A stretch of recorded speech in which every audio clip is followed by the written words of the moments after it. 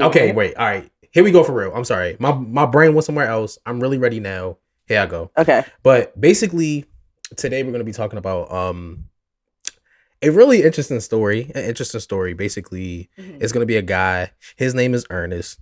Not just Ernest. His name is Ernest Withers. Ernest Withers. Ernest Withers. He is prominently known for being a huge photographer during the civil rights era. Okay. You know, maybe Gmo can give us some insight. But you know, we're gonna be talking about Ernest. And not only are we gonna be talking about Ernest and just his like, you know, achievements and things that he's accomplished. But we're also gonna be kind of talking into some like controversial things. One big controversial thing in particular, which was that sadly he was kind of put out there as an informant for the FBI. But before I really go into that, it may not be sad though. See, because like, I mean, don't get me wrong. Don't get me wrong. Being an FBI informant is crazy. But it may not be as like backstabby as it sounds. You know what I'm saying? So like, he was black.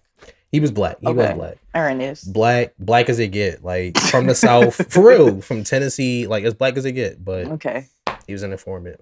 But he was like, it's a big deal because he was like a big photographer. Like he was like touted by a lot of people as like Martin Luther King's kind of like photographer type shit. Like he followed him a lot, shit like that. Yeah. So yeah, I don't know, we'll fill you in about that, yo. All right, well, I'm ready. Let me. That's my seatbelt. Yeah, the seatbelt. Ayo, stop. Yeah. I got this book about him. This book right here, Black Revolution in Black and White. Yeah, that's about him. For real? Ernest? Yeah, that's his photo book. Wow. Yeah, like I'm telling you, Ernest is like a big. I'm gonna look at it when the episode's over. Perfect. Yeah, Ernest. Yeah, me. I kind of want to too. But yeah, he's like really like well known for real. Like him amongst like several others, but he's like one of the guys for real for that time period. Okay. Let's hear it. Yeah, but like I don't know. I don't want to kind of go into this, you know, giving background and building up how we usually do. I kind of want to like, you know, give a different format and see how we all take to it. So like, I don't know. Let's start off with just kind of a story. Okay. So basically, there was a point in time during the trial of Emmett Till. Basically, it happened in September of 1955. And there was a moment in the trial where Emmett Till's uncle, whose name is Moses Wright, he basically stood up and he pointed out the murderers of Emmett. Okay. But this was during a time period where like shit like that just was not heard of, you know? Not only was it not heard of, but like, bruh, taking pictures and documenting shit like that wasn't a thing. But Ernest was there for real. And Ernest took a picture of this and it was like a really like, you know, iconic image as far as like that trial and that time period and everything. Wait, I'm sorry. Is Ernest the one who took like the image? Yeah, he's the one that took the image for real. Okay. He was inside the courtroom and he took a picture of Emmett's uncle Moses pointing out the you know, murderers. No, not that image. I mean like the image, like the famous image of his body. Of Emmett Till's body? Yeah. I don't believe that was him. No. Oh, okay. I don't believe that was him. He was at the trial, but I'm not entirely sure if right, because that was the funeral. Right. Okay. So, but I just wanted to start that off just so you know the type of guy that we're talking about. This guy has been in some of the like most impactful moments of like the civil rights movement. Like, you know what I'm saying? This was just a small example of just kind of like, you know, like I said, like just the type of rooms he was getting himself into, the level of like historic things that was going on like around him for real. And like, I don't know, you know, I mean, I'm like mildly into photography, but it's not like, you know, a super passion of mine, but I really do find it fascinating that like, you know, for a lot of people, it's art, it's expression, but it's also documentation, you know what I'm saying? Yeah. Like, it's so crazy how like, cause like, I'm gonna have an image of Moses Wright that I was just talking about, like inside the episode, but it's just crazy how when you look at that image, like it moves you now, even though this was taken well over 50 years ago. Like, you know what I'm saying? Like, it's just crazy. Like, I don't know. Art in general is just crazy how it's like that. But photography really though, you know? Because like it's just a moment in time just paused. Like, yeah, pause. You know what's funny? I definitely like had an obsession with photography for a little bit, but I think now I have an obsession with video. Yeah. Because I feel like, you know, they'd be like, pictures, what is it? Tell 1,000 words, say 1,000 words or some shit. Yeah. But pictures can lie. Because you know, how many pictures have you taken with somebody and you be like, I'm not even banging with them right now, or like that's the last picture y'all ever took together just because like y'all fell off on bad terms. Versus a video, you can really gauge emotion, tone, you know what I'm saying, body language. Yeah. So I think I'm more of a video. I mean, I know they didn't have it at that time. Yeah. Or like it wasn't, I don't know if they had it or not, but it wasn't accessible to the masses. To the masses, yeah. Nah, I definitely get that, yo. I like videography too. Videography is pretty dope for real. Yeah. I like that. Okay, let me find out, yo. Yeah. But nah, I mean, as far as that go though, like before I like continue, like as far as that go, how do you feel about documentaries in terms of like how they're made today? Do you feel like documentaries do a good job? Because I was just talking about how moments of history are told through images and shit like that. Moments of history are definitely told through video. But do you feel like documents nowadays are made to actually inform, or is it more so to just kind of like get the consumer to buy in? Viewership, you know what I'm saying? I think documentaries are to introduce you to something, whatever, whether it's a topic in history, whether it's we watch documentaries all the time. And I just doing this podcast, I've realized it's just introduction. Like, you should never watch a documentary and take everything they say for face value. Like 9 times out of 10, they left out a good 80, maybe 90% of like the most important information. So, I mean, I think they do a good job, but I don't think that if you really want to know about something, you shouldn't stop at a documentary. You should do extra research. Because y'all niggas be watching documentaries and be like, I know, da da da da. And like you gotta at least like read a article or like pick up a book. But you know what's crazy though? Because I don't know. I'm one of those people where I'm like, but if the person who it's about is directly involved, I feel a little better. But at the same time, that's true. Okay. It's also weird though, because with that same point though, if I'm making a documentary about my life, I may not include every fucked up thing that I did that you know of. Okay. Like it's some bias that I've never seen any documentaries like it's not what is it? Autobiographical documentary. Yeah, I've never seen. So I would. Yeah. That's a different perspective. Okay, all right. But yeah, shit like that is just like crazy for real. But okay. So that's interesting that you say that like videos. Don't lie. Pictures can lie. Pictures can lie. But you know what? It's so crazy because that really do come full circle to Ernest. Like, I'm not saying his pictures were lies, but like some could argue that he was living a double life. You know what I'm saying? I'll get to that. But some could say he was living like a lie himself, But crazy stuff, yo. Okay. But anyway. Can we pause? Yeah. It's fine. I just want to check something. Okay. It's fine. We'll put the ad right here. Okay. I don't know why the fuck you looking like that, nigga. Go ahead. Yo, that was intense. But basically, now just to kind of get into, I guess, this person, this figure, this historian, give it a little bit of context to his life and just some insight about him. Basically, okay, hold up. Now, before I do that, let me give a little bit of background into like just the civil rights and shit like that. Just a little smidge, not nothing crazy. But basically, the civil rights movement, I can't even define the size of the rock you must be living under if you don't know what the civil rights movement is. Yeah. But basically, the civil rights movement has been like defined widely as a nationwide movement for equal rights for African Americans and for an end to racial segregation and exclusion that rose upon the United States in the 20th century. During this time, several brave photographers such as Gordon Parks and James Corrales used their cameras to tell their stories of history too raw to merely using words. But there is one photographer who not only made a prominent mark in history, but he also may have had questionable motives, and that brings us to Ernest. Did Ernest have questionable motives? Or I should He just could have. listen. He could have. Debatable. Oh, okay. You know what I'm saying? So for some, it may not have been that questionable. For some, it might have been like, nah, like that nigga. Anyway. Okay. Basically, Ernest C. Withers was born in Memphis, Tennessee, to Arthur and Pearl Withers, who are from Marshall County, Mississippi. He also had a stepmother that went by Mrs. Minnie Withers. Manny. Good old Minnie. Manny.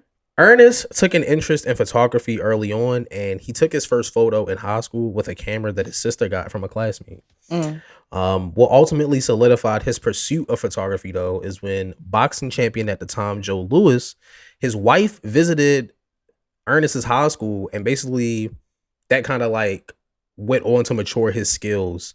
Like he kind of was like in awe of photography because he was taking pictures of this beautiful woman for real. So basically he went on to the army, he went overseas, and yeah, he just basically started like getting into his photography bag. You know what I'm saying? Okay. He received training at the Army School of Photography. He met his wife, Dorothy Curry, from Brownsville, Tennessee. They met at Manassas High School in Memphis. They remained married for 66 years, and they had 8 children. 7 boys and 1 girl. That was hell for her, right? No, she probably was like, I'm gonna get my brothers on you. Yeah. I'm gonna get my brothers. I ain't gonna lie, 7 brothers? Like, no, don't fuck with her. She got 7. 7.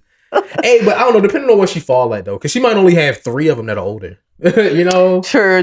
Like, no, I still feel like even the little ones gonna ride. Yeah. That's facts, yo. That's facts. Come on now. But he also has a second daughter from Memphis named Frances Williams. You take that with that. Yeah, that what was you want. Yeah, okay. Basically, throughout his career, though, all of his sons at some point took on an apprenticeship with his business, which is called Withers Photography Studio. Oh wow. So basically, that's just to give a little bit of insight about Ernest. You know what I'm saying? Family guy. You know what I'm saying? Like I said, married to his wife 66 years. Just pretty much, you know, what you would expect. Just a nice, well-rounded guy, you know, educated, smart. Black man, nice hobby, you know? Yeah. But let's just, you know, kind of like dive into Ernest's career though. You know what I'm saying? Get a little bit of info on like what the fuck this nigga was into. Okay. Essentially. So basically after the war, because I told you he went overseas, he was in the army. Mm-hmm. He basically went on to become one of the first black cops in Memphis's history. But he was eventually fired for selling whiskey on the side. I know. He began to embrace freelance photography, and he shot funerals, commercials, amongst a whole bunch of other like various things. Mm-hmm. But he really liked shooting Beale Street. Now, Beale Street is basically a historic street during the jazz age of the 1920s and 40s that saw musicians gather such as B.B. King, Louis Armstrong, Memphis Minnie, Muddy Waters, and it was to create what was referred to as Memphis Blues. Withers would frequent nightclubs in the early evening and take photos of tourists. He would then run to take the pictures, get them developed, and try to return before the night end to sell them for $1. Oh wow! So yeah, he was. He was hustling. He was trying to hustle. He was hustling. Because how long it take to develop pictures, photographer man? During this time, like. During this time, I can only imagine 2 days at least. No, he was. You say he was doing it the same night. The same night is crazy. Like even now to do it like even, same. Yeah, now. That means like he either was doing it himself or like a team or something. A team. Yeah. He was hustling. He was hustling. And for $1, these pictures was $1 a pop. Could you imagine? What is $1 from back then? And like, yo, it's just so I don't know. I'm about to look it up. But it's just okay. A roll of 35mm film now is $17. So imagine that. He was still making a markup on each picture. For $1. Yo.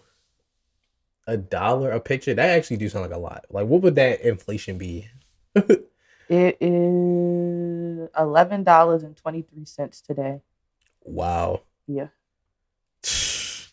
Well, I put in the 1950s. That's like around the time, right? Yeah. Okay. Definitely around that time for real. So, wow. he because like I'm just putting in perspective, like, bro, you take 10 pictures. You get $10. You up a little At bit. $10, that $10 might get you a little far, bro. That was dinner, a pack of cigarettes, gas, half of your rent. Like that was a lot back then. It was a lot back then. But anyway, yo, not a pack of cigarettes. Basically, yo, a tank of gas, for real though. But Ernest, basically, his passion for photography had ultimately led him to be one of the most well-known in his field during the civil rights movement, like I said before. He sat in a Mississippi courtroom in the summer of 1955, as I was explaining, when Moses Wright took the stand to testify against the two white men that came into his home and took away his 14-year-old nephew, Emmett Till. Wright's bravery was a direct fuck you to the system that's constantly tried to keep black people in line by identifying them. And Withers basically snapped the picture despite the judge's orders, and it became one of the first iconic photos of the civil rights movement. I'm surprised they ain't take his camera. I'm surprised they ain't lock his ass up. Do something worse. But nah, yo, as far as like the thing that Wright did in terms of like, you know, the bravery that it took him to point those people out, like that's some real shit though. Cause like during that time, like I just want people to understand, yo. I just want people to really, really get an understanding. This is in Mississippi in 1955, bruh. Yeah. You have a black man standing up and pointing out two white murderers. Yeah. Like, I just want people to just really like let that you risking your life doing that, for real. You risking your life doing it. Like, it ain't like this your family life. You're like, bruh, everything is on the line. Yeah. Like, it ain't like you did it anonymously, like, hey, somebody said it was y'all. No. He stood up in the courtroom. Like, that's just crazy. Like, I don't know, yo. Maybe it's just me and I'm geeking, but like, that just seemed that's like some huge. Brave shit. Like, that just seemed huge, yo. Yeah. But yeah, so basically, like, after that, like, sometime after like the Emmett Till trial, he basically just went around photographing. I'm sorry, a bunch of different stuff.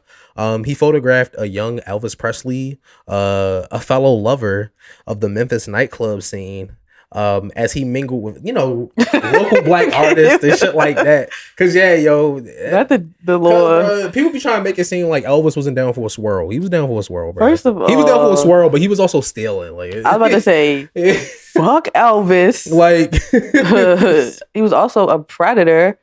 Whoa, what? Bruh, he was old as shit. His wife was like what? Like 13 or some shit like that? Yeah, I did hear about that. She was a victim. She was a victim. And like they still glorify this nigga, which is crazy. But yeah, I don't like that. Yeah. But anyway. See, I'm just sitting here feeling like some internal guilt because like I do like his Christmas song, but like I don't know any Elvis song. For real. That's the only song I know. That's the only song I know. But I know he like did like coke on a toilet and died. I know he did coke on a toilet and died. Isn't that what happened? He had a heart attack on the toilet. Yeah, I think. Yeah, I don't even know how he died. And he was a predator, and he stole black people's swag. So, damn, that's all I need to know. Well, you heard it here, folks. Mo does not fuck with Elvis. Make sure you put a picture of Elvis right here, and then like cross it. For real, or just have a picture of Elvis pop up, and then like it's just get engulfed, right? Flick away, engulf in flames and shit. Like, that's funny as shit, yo. But Withers basically went on to eventually meet Mississippi activist Medgar Evers. Yeah. So for those who don't know, Medgar Evers is also like, you know, a pretty prominent figure during this time period. I'm not gonna get into a whole spill, but just know he was a big figure. But he basically had met him, and like it was like 8 years after the trial, basically. They already knew each other and shit like that. Medgar Evers was murdered. You feel me? Oh. And Withers basically photographed his funeral. He photographed his funeral. Police had beat him with nightsticks. They locked him up. He was murdered by the police? Nah, I'm talking about like Withers was beat with the yeah, Ernest was yeah, Ernest recorded, he photographed the funeral, but police had beat Ernest with nightsticks. Yeah, or like this was like after or like during the funeral type shit. Like I don't. Oh my god. But yeah, but at the same time, like Medgar Evers wasn't like on the friendly side of the fence. Right, exactly. Right. So it was kind of on something like fuck you and everybody to stand with you type shit. Yeah. But yeah, so eventually the police had beat him up.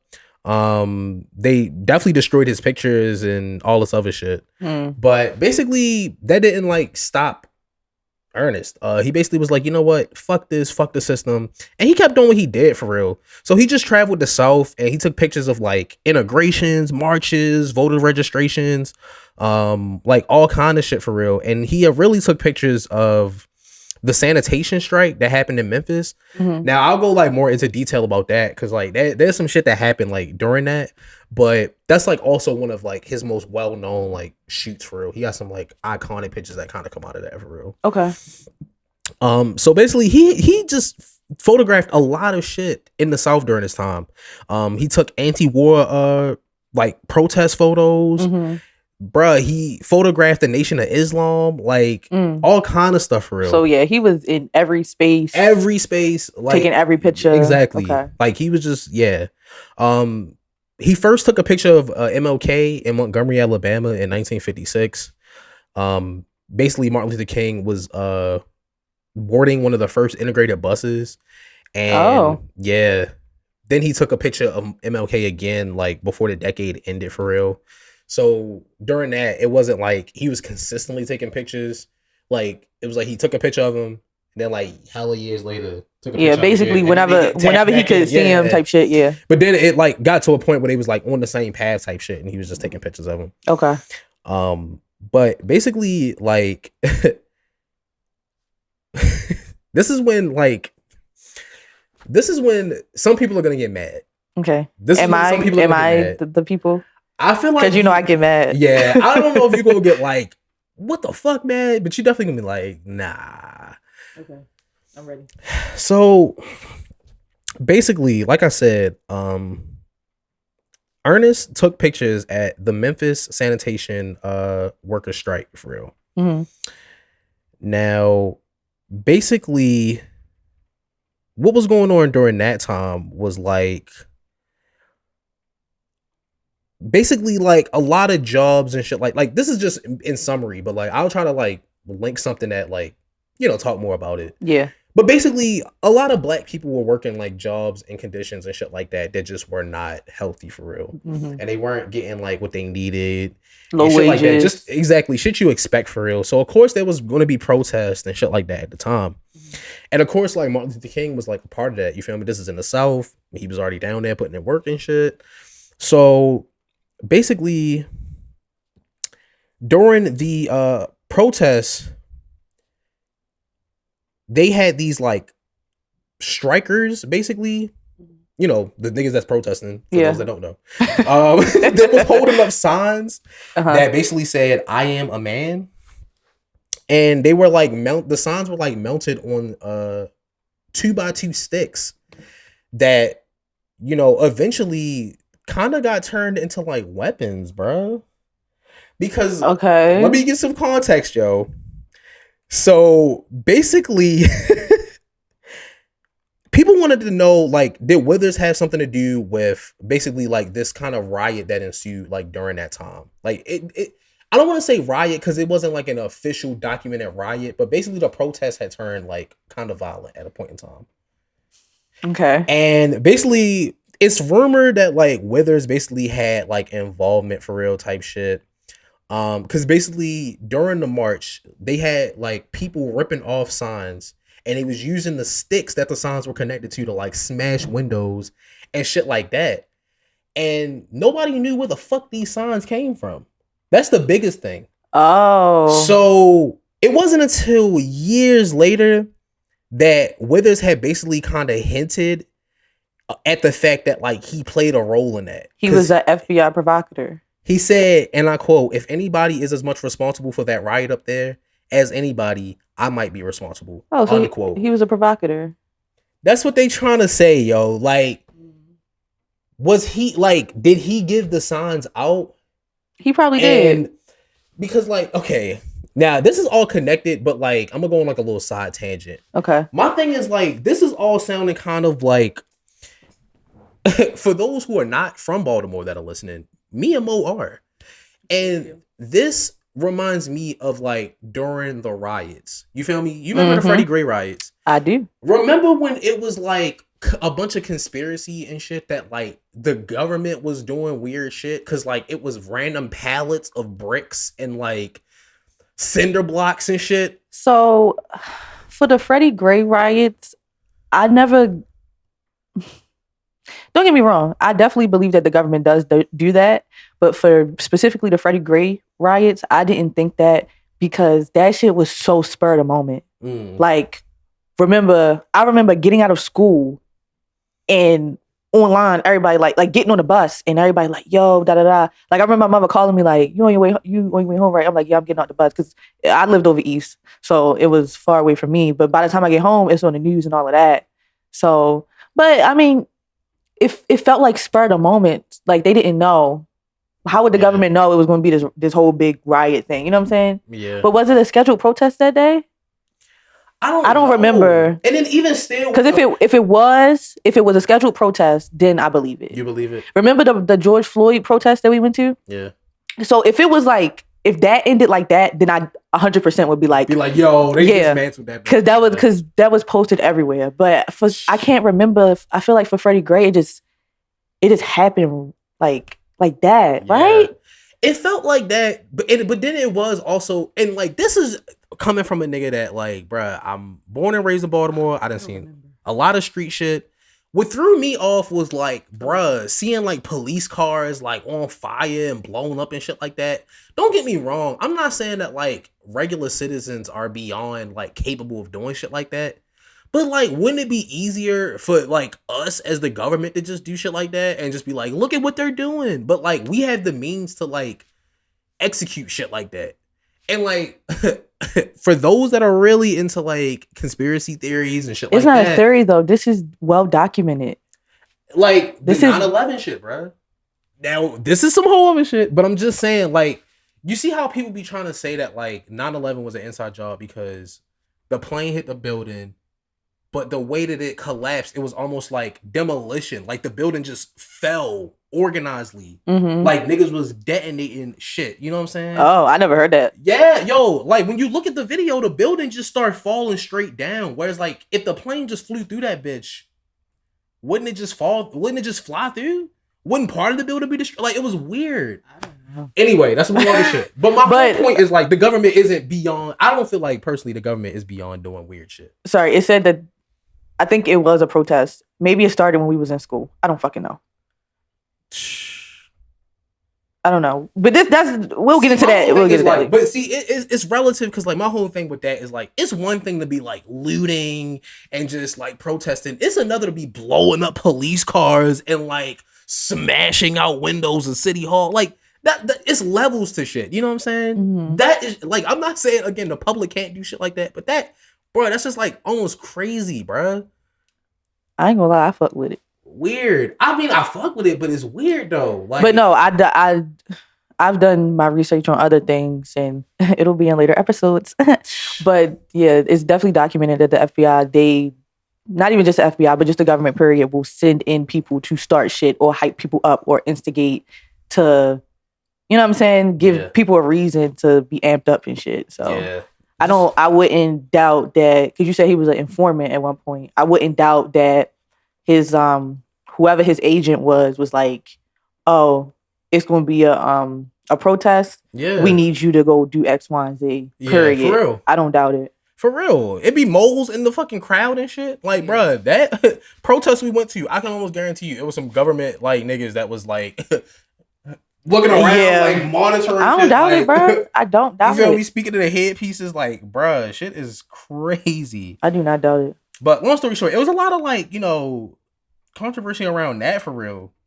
So basically, we're gonna get into why I say like people are wondering if Ernest has something to do with that, because people are wondering what the fuck else Ernest could have possibly had a hand in, because Ernest was a fucking FBI informant. Right. So let's take it all the way back to about 1946-ish. Okay. Actually, okay.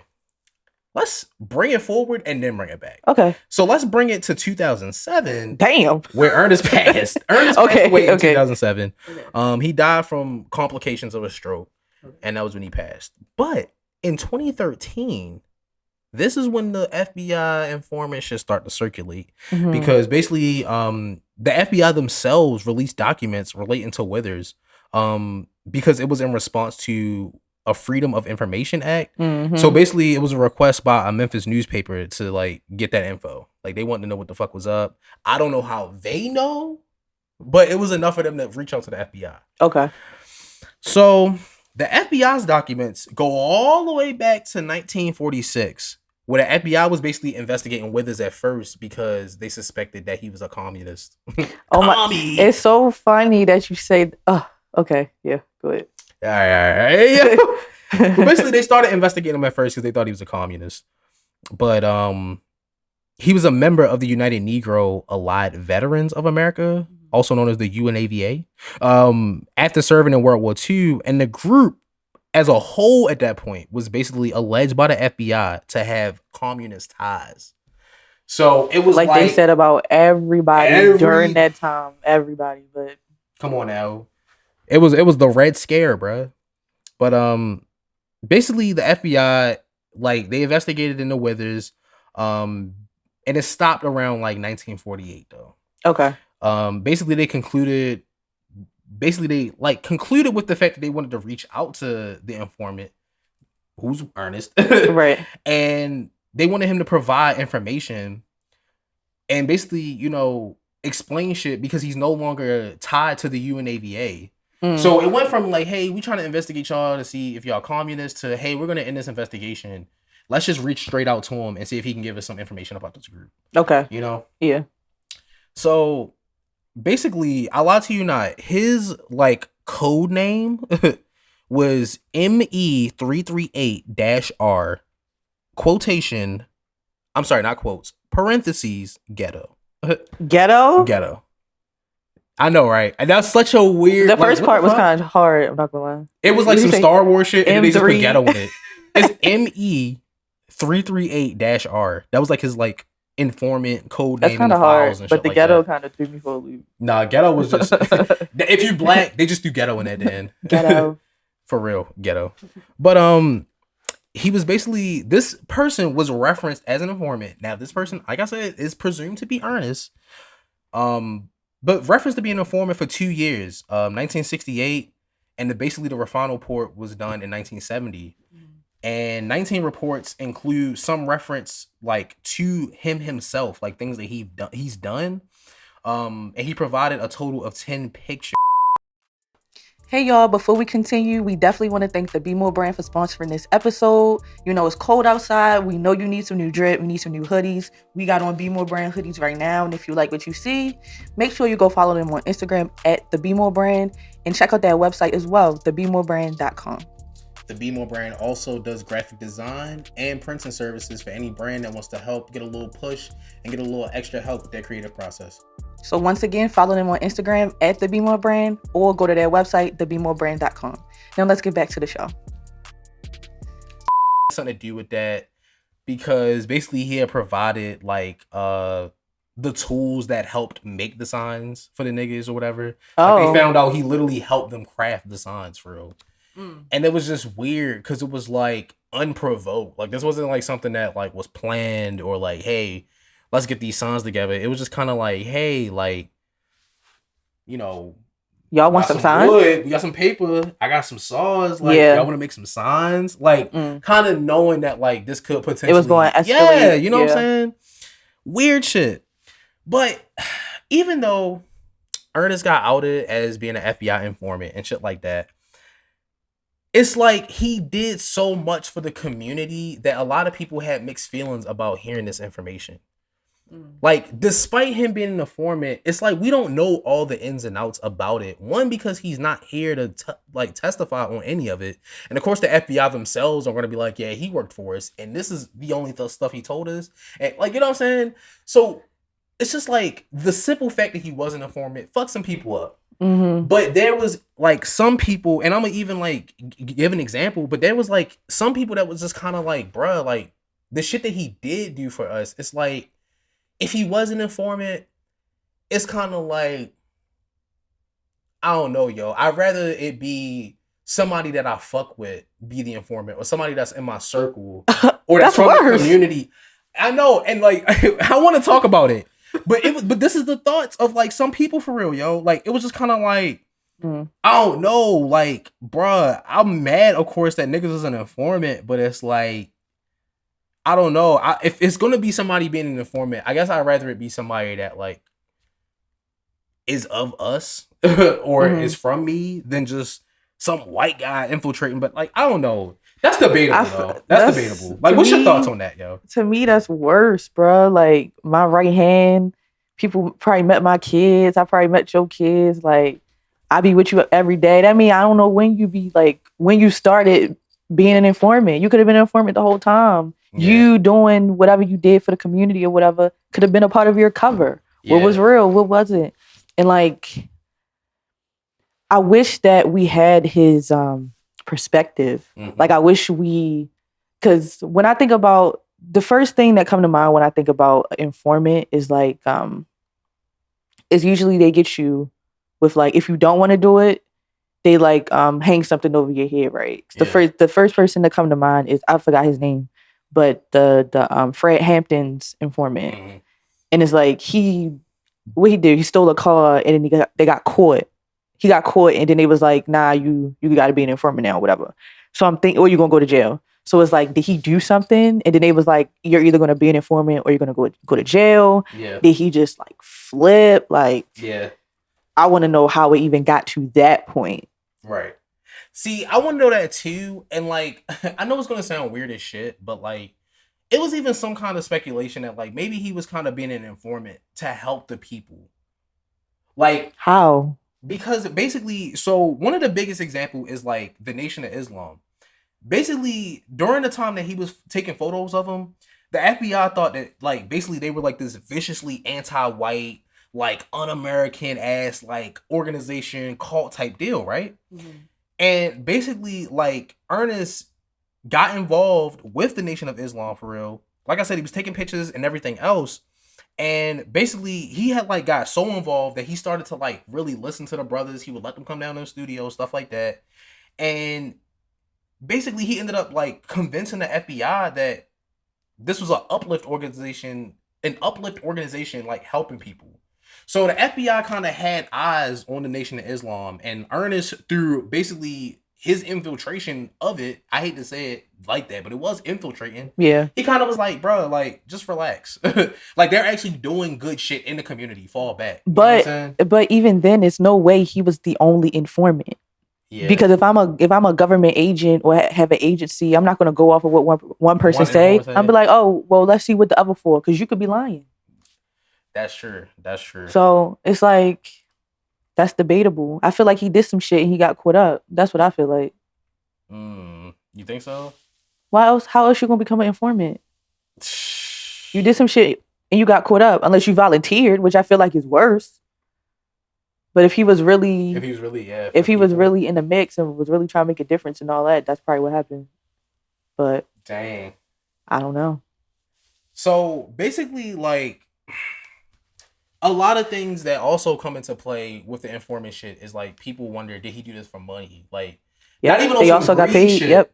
But like, did he do this for financial gain? Because it was like, bruh, like, no disrespect to anybody that was a freelance photographer at that time, but we got to be realistic. Yeah, As a black man, you're traveling the country, you're taking pictures. Yeah, you're not making bandies. Like, you ain't making that much money, You're not making Come on now. No. And you got 8 kids, all this other shit. Like, so there was a lot of speculation that like it could have been some financial shit. And let me tell you, the financial shit also kind of ties back to the stick shit. This is why I say this was like one of his most prominent moments for real. Because there was a lot of controversy around that sign shit, yo. So basically, the closest piece of evidence that they might have to taking it to the fact that Ernest directly was involved with this shit is because basically there was a document from Hoover, who at the time was the president, you feel me? J. Edgar Hoover. To the FBI. Of the FBI. Yeah. That's some whole other shit. Y'all don't know. We just talked about some shit before this. But yeah, my nigga. Now we look. I don't know if he's my nigga, but like. That's not your nigga. What? Anyway, yo. But Hoover, is he a nigga? No. Is he a nigga? Yeah. Is he my nigga? No. But that's some whole other shit, yo. That's some whole other shit. But anyway, yo, Hoover had basically sent a letter to the Memphis like FBI office. And I think it was in 1968. It was in April or so. And basically, like, it authorized an unarmed informant to be paid a certain amount for expenses he might incur. Let me say that again.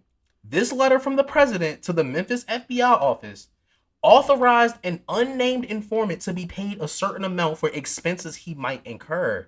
A lot of people speculate that, bruh, that was Withers with the fucking signs and shit. You know what I'm saying? Because, like, what the fuck else would that be about? You know what I'm saying? But it couldn't have been somebody else, a different informant. It could have been, but like I don't know, yo. I don't know. In Memphis at that time, I don't know. Bro, it's just wildly. He was not the only informant in Memphis at that time. He wasn't. But like I don't know, yo. Who was inciting shit? Like let's narrow it down, yo. You can't. It was so many informants everywhere, all the time. Yo. Stop, yo. But basically, like. It was just a lot, yo, that went into that for real. And it was like weird because he's been like documented as saying that like agents would kind of like lie to him and just kind of say they're merely gathering information or making observations. And they would try to sound like reporters, like, hey, we're just reporting on like what you're seeing, stuff like that, but not really trying to give the impression of like blackmail, even though that's what it kind of was. But my thing is, what is the blackmail? Because like, what was over his head? Just being black. That's why I'm like, I'm really questioning his motive. You know what I'm saying? I really question his motive. But long story short, there was also another document. Of course, that's been like edited to the T at this point in time. But basically, it talked about how the FBI knew that sticks were being a part of the march. And they knew about the sticks, and they knew the source of the sticks was an informant. So my thing is like, yo, when do the FBI just get these specific ass details in terms of like protests and what niggas might... Like, that don't even sound right. You know what I'm saying? I mean, if it's planned, if it's a planned protest and I'm informing, I'm like, oh... They got some sticks and some paper. Yeah, and they talking about true. If it's playing, True. Yo, you ain't lying, yo.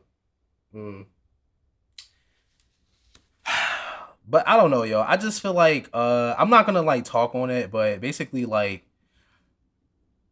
the FBI was doing a lot of shit at this point in time, and they really seemed like a type of way of like about the COINTELPRO. COINTELPRO. Coin. Say no, but nah, Mo got a like juicy. I'm not even gonna talk about it. Mo just got some shit coming up when she talk on it. Wait, I don't know.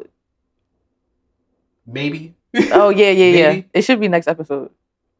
Just don't know. Don't put a stamp with it like okay. that. Just say it's y'all might it's coming. It's coming up. Yeah. But just know that the FBI was like really like, you know what I'm saying? They were just doing a lot of shit during this time period.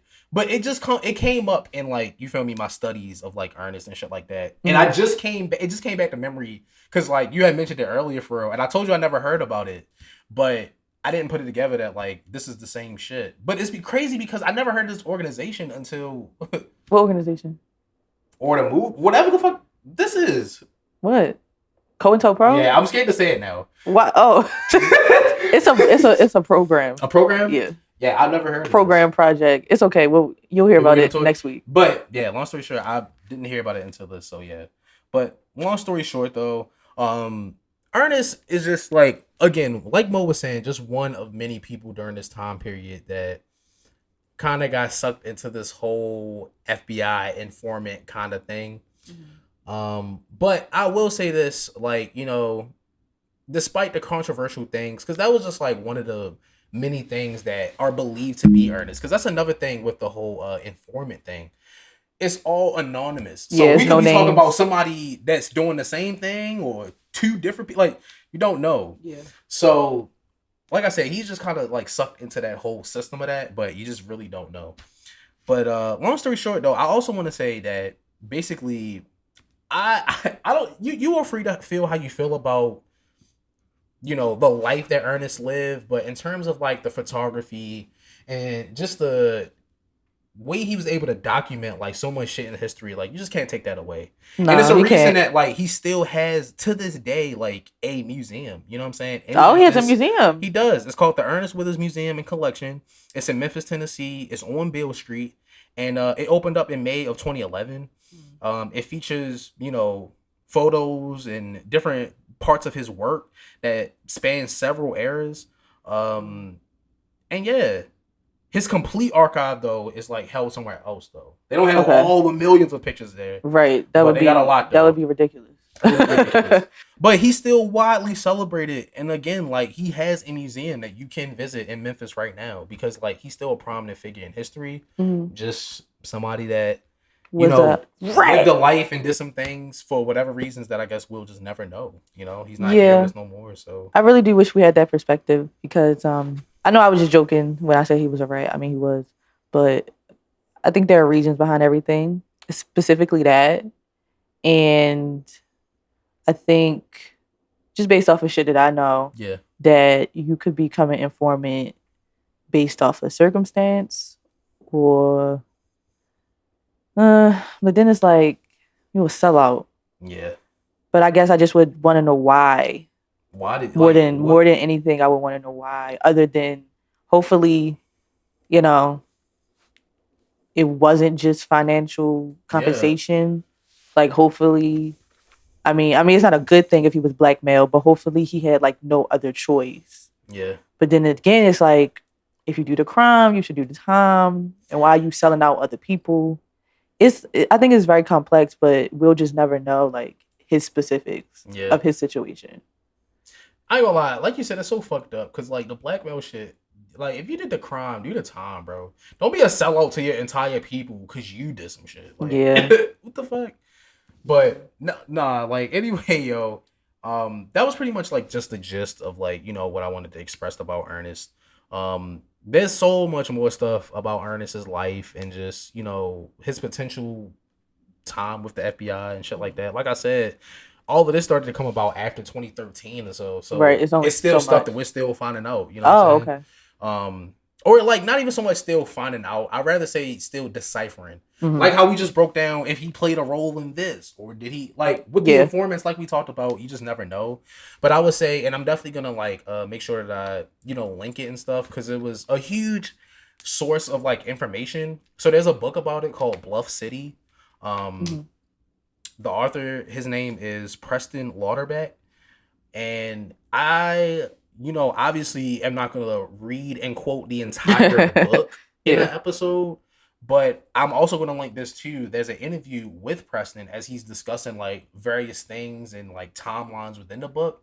And it's like a really cool, like useful piece. If you don't really got the time to check out the book, this interview is also like a really good piece to kind of get the whole gist of like Ernest and stuff like that. Okay. But also Preston is a white guy, so you take that how you want.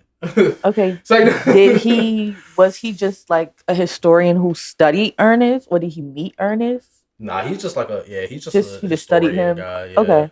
And I think he just kind of like, you know, heard about this and like sunk his teeth into it. You know? Got you. Okay. Like, okay. But I think he's also done works with like other things about or in reference to the civil rights and or like FBI shit, like police shit like that, whatever. So got you. You know what I'm saying? You could, you know, check that out if you want to. But yeah, that's pretty much all I had to say about my man Ernest today. So okay, Ernest Withers. Yeah, Ernest Withers. I'm gonna look at his pictures.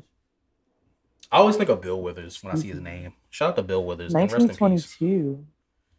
Oh, he was 85.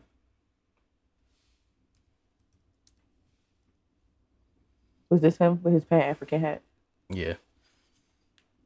That's him. We were just talking about the Pan-African flag. Man, chill out, man. He was looking sharp in that bitch. He like he ready to smack somebody. I'm gonna make sure that the picture pop up so they can see the. Please, like. All right, y'all. But thank y'all for listening to another episode of the Shoot to 60 podcast.